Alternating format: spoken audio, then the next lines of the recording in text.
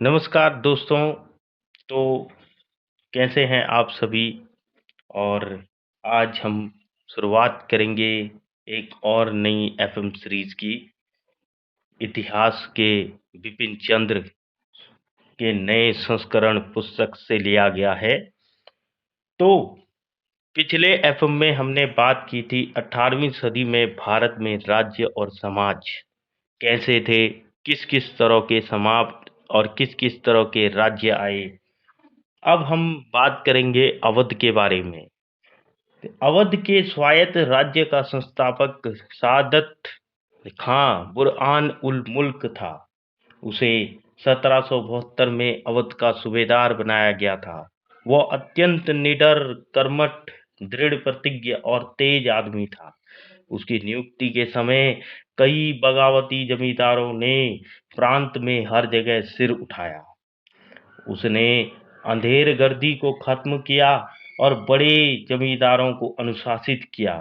इस प्रकार उसने अपनी सरकार के वित्तीय संसाधनों को बढ़ाया, विभिन्न प्रकार की सुविधाएं देकर उनसे उसने दूसरे सरदारों और जमींदारों को अपनी तरफ कर लिया। शहादत खां ने भी 1723 में नया राजस्व बंदोबस्त, जिसे हम रेवेन्यू सेटलमेंट कहते हैं, वो किया। कहा जाता है कि उचित भू लगान लगाकर और बड़े जमींदारों के जुल्मों से बचाकर उसने किसानों की हालत को बेहतर बनाया। बंगाल के नवाबों की तरह ही उसने हिंदू और मुसलमानों के बीच कोई भेदभाव नहीं किया। उसके अनेक सेनापति और उच्च अधिकारी हिंदू थे। उसने हठीले जमींदारों, सरदारों और सामंतों को उनके धर्म का कोई ख्याल किए बिना दबा दिया। वे हथियारों से सुसज्जित और सुप्रशिक्षित थे। उसने भी जागीरी प्रथा को जारी रखा और 1739 में अपने मरने के पहले वह वस्तुतः स्वतंत्र बन गया था और उसने प्रांत को अपनी वंशगत जायदाद बना लिया। मतलब कि अब जो है आगे उसके भतीजे सफदरजंग ने उसकी जगह ले ली। साथ ही 1748 में उसने साम्राज्य का वजीर भी उसे बना दिया।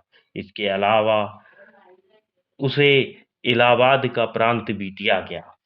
सफदरजंग ने 1754 में अपने मरने तक अवध और इलाहाबाद की जनता को किसी अशांति का सामना नहीं करने दिया।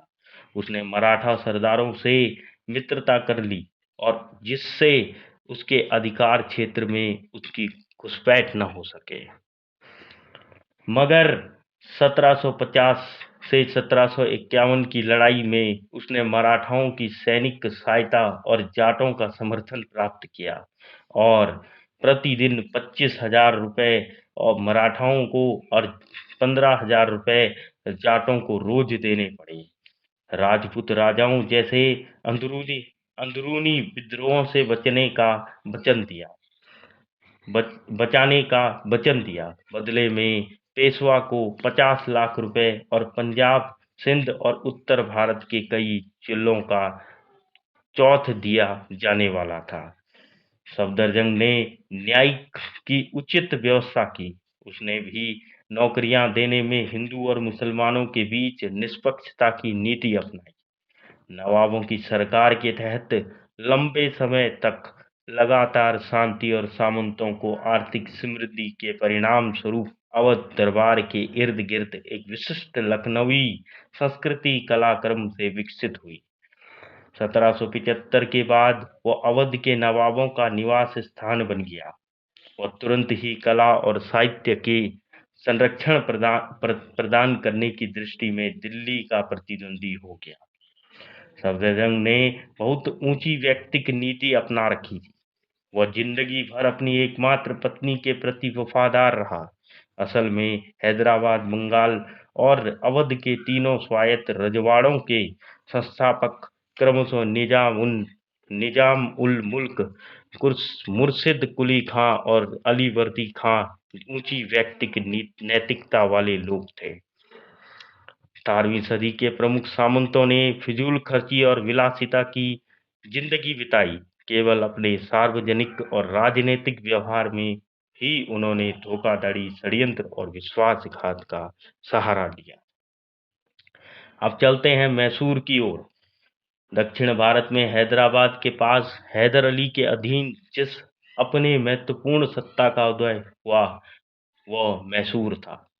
18वीं सदी के शुरू में नंजराज सर्वाधिकारी और देवराज दुलवई नाम के दो मंत्रियों ने मैसूर की शक्ति अपने हाथ में ले रखी थी। हैदर अली का जन्म 1721 में एक अत्यंत सामान्य परिवार में हुआ था। उसने अपना जीवन मैसूर की सेना में एकदम साधारण अधिकारी के रूप में शुरू किया। वह शिक्षित तो नहीं था, लेकिन कुशाग्र बुद्धि और प्रतिभा का धनी था। वह एक प्रतिभाशाली सेना नायक और चालाक राजनीतिज्ञ था। मैसूर राज्य 20 साल तक युद्ध में उलझा रहा। इसी दौरान हैदर अली को जो भी मौका मिला उसने उसका लाभ उठाया और 1755 में डिंडीगुल में उसने एक आधुनिक शस्त्रागार स्थापित किया। उसने अपने फ्रांसीसी विशेषज्ञों की मदद ली और 1761 में नंजराज को सत्ता से अलग कर दिया और मैसूर राज्य पर अपना अधिकार कायम कर दिया। योद्धा सरदारों और जमींदारों के विद्रोह को उसने नियंत्रित कर लिया और विदनूर, सुंदा, सेदा, कन्नड़ और मालावार के इलाकों को जीत लिया। मैसूर जब कमजोर तथा विभाजित राज्य था, तब उसने उस पर कब्जा किया और शीघ्र ही उसके कारण इन राज्यों की गिनती प्रमुख भारतीय शक्तियों में जानी जाने लगी। वह धार्मिक सहिष्णुता की नीति पर चला। उसका पहला दीवान और अन्य अनेक अधिकारी हिंदू हुआ करते थे। अपनी सत्ता के लगभग आरंभ से ही वह मराठा सरदारों, निजाम और अंग्रेजों के साथ लड़ाई में लगा रहा। 1769 में अंग्रेजी फौजों को बार बार हराया और मद्रास के पास तक पहुंच गया। 1782 में द्वितीय आंग्ल मैसूर युद्ध के दौरान वो मर गया और उसके स्थान पर उसका बेटा टीपू सुल्तान गद्दी पर बैठ गया। अंग्रेजों के हाथों 1799 में मारे जाने तक टीपू सुल्तान ने मैसूर पर शासन किया।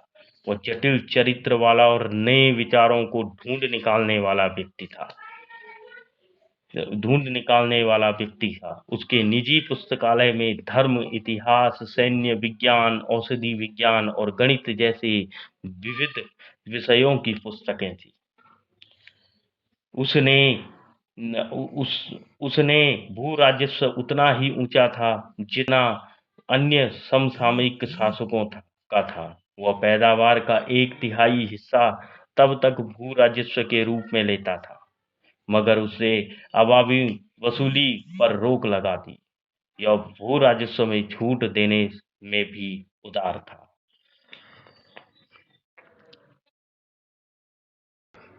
आइए अब एक नज़र केरल की ओर चलते हैं। 18वीं सदी के शुरू में केरल बहुत बड़ी संख्या में सामंत सरदारों और राजाओं में बटा हुआ था। इसमें से 4 प्रमुख राज्य इस प्रकार थे: कालिंकट, चिरकल, कोचिन और त्रावणकोर। त्रावणकोर राज्य को 1729 के बाद 18वीं सदी के एक अग्रणी राजनेता राजा मार्तेंड वर्मा के नेतृत्व में प्रमुखता मिली। उसने सामंतों को शांत कर दिया, क्विलोन और इलायादाम को जीत लिया और डच लोगों को हराकर केरल में उसकी राजनीति सत्ता खत्म कर दी। उसने यूरोपीय अफसरों की मदद से पश्चिमी मॉडल के आधार पर एक शक्तिशाली फौज का संगठन किया और उसने आधुनिक हथियारों से सुसज्जित किया। उसने एक आधुनिक शस्त्रागार भी बनाया। उसने सिंचाई की अनेक व्यवस्थाएं की, संचार के लिए सड़कें और सिंचाई के लिए नहरें बनाई और विदेशी व्यापार को सक्रिय प्रोत्साहन दिया। केरल के 3 बड़े राज्यों कोचिन, त्रावणकोर और कालीकट ने 1763 तक सभी छोटे रजवाड़ों को विलीन या अधीन कर लिया। हैदर अली ने केरल पर अपना आक्रमण 1766 में शुरू किया और अंत में कालिंगट के जुमेरन के इलाकों सहित कोचीन तक उस उत्तरी केरल को हड़प लिया। 18वीं सदी में मलयाली साहित्य में एक असाधारण पुनर्जीवित जीवन देखा गया। यह अंशतः केरल के राजाओं और सरदारों के कारण हुआ, जो साहित्य के महान संरक्षक थे। 18वीं सदी के उत्तरार्ध में त्रावणकोर की राजधानी त्रिवेंद्रम संस्कृत विद्वता का एक प्रसिद्ध केंद्र बन गया। उसने यूरोप के मामलों में गहरी दिलचस्पी ली है। वह लंदन, कलकत्ता और मद्रास से निकलने वाले अखबारों और पत्रिकाओं को नियमित रूप से पढ़ता था। अब एक नज़र डालते हैं दिल्ली के आसपास के क्षेत्रों की ओर। राजपूत राज्य। मुगल सत्ता की बढ़ती हुई कमजोरी का फायदा उठाकर प्रमुख राजपूत राज्यों ने अपने को केंद्रीय नियंत्रण से वस्तुतः स्वतंत्र कर लिया। फर्रुखसियर और मोहम्मद शाह के शासन में आमेर और मारवाड़ के शासकों को आगरा, गुजरात और मालवा जैसे महत्वपूर्ण मुगल प्रांतों का सूबेदार बनाया गया। राजपूताना के राज्य पहले की तरह विभाजित रहे। बड़े राजपूत राज्य निरंतर छोटे झगड़ों और गृह युद्धों में फंसे रहे। इन राज्यों की अंदरूनी राजनीति में उसी प्रकार के भ्रष्टाचार, षड्यंत्र और विश्वासघात का बोलबाला था जैसा मुगल दरबार में था। मारवाड़ के अजीत सिंह को उसके बेटे ने ही मार दिया। 18वीं सदी का सबसे श्रेष्ठ राजपूत शासक आमेर का सवाई जयसिंह था। वह एक विख्यात राजनेता, कानून निर्माता और सुधारक था। उल्लेखनीय है कि जिस युग में वह था, उसने अधिकांश भारतीयों को वैज्ञानिक प्रगति के बारे में कुछ भी जानकारी नहीं थी।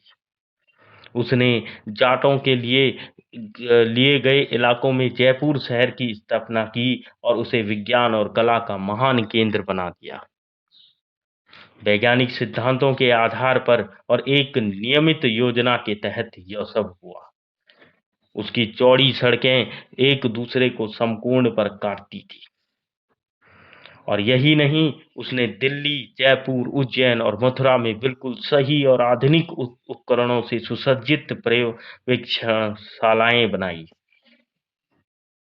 उसके खगोल शास्त्री समुद्र सर्वेक्षण आश्चर्यजनक रूप से सही होते थे। उसने सारणियों का एक सेट तैयार किया जिससे लोगों को खगोल शास्त्र संबंधी पर्यवेक्षण करने में सहायता मिले। उसका नाम जिज मोहम्मद शाही था। उसने यूक्लिड की रेखा गणित के तत्व का अनुवाद संस्कृत में करवाया। उसने त्रिकोणमिति को बहुत सारी कृतियां और लघु गणकों को बनाने और उनके इस्तेमाल संबंधी नेपियर की संरचना का अनुवाद भी संस्कृत में करवाया था।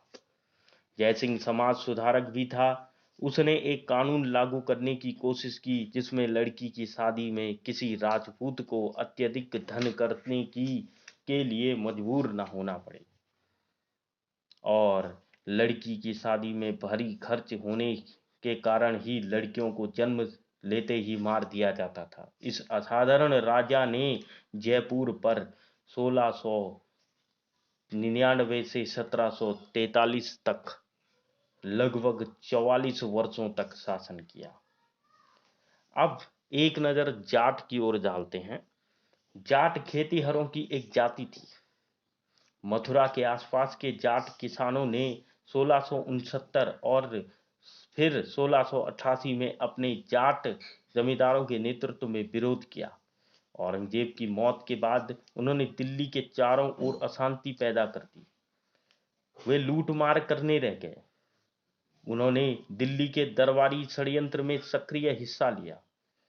उन्होंने बहुधा अपने फायदे को देखते हुए वे पक्ष बदल लेते थे। भरतपुर के जाट राज्य की स्थापना चूड़ामन और वदन सिंह ने की।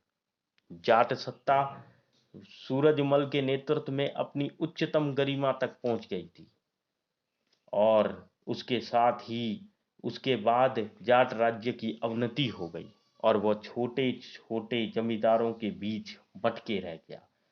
क्यों? क्योंकि वो हमेशा क्या करते थे, लूट मार करते थे। तो इस एफएम सीरीज में इतना ही। तब तक के लिए मुझे इजाज़त दीजिए। धन्यवाद।